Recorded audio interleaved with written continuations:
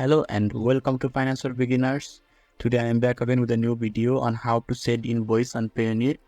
So if you are new, subscribe and press the notification bell icon so you don't miss any upcoming further videos. Now let's get started with the tutorial.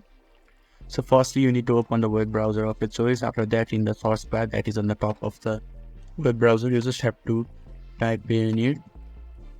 And after typing it successfully, you just need to click enter on your keyboard. And this will be shown. You just have to click on the official website of the Payoneer, and when you are there you just have to log in and this homepage will be shown to you. So in order to send invoice on Payoneer, you just have to go on the get paid option that is on the left hand side. Just click on the get paid option. After that there is a request payment option, just click on it, and there is a business profile. First you need to set up your business profile, so you just need to submit there, that is on the right side, the submit button. Just click on it and you just have to fill up all the things that has been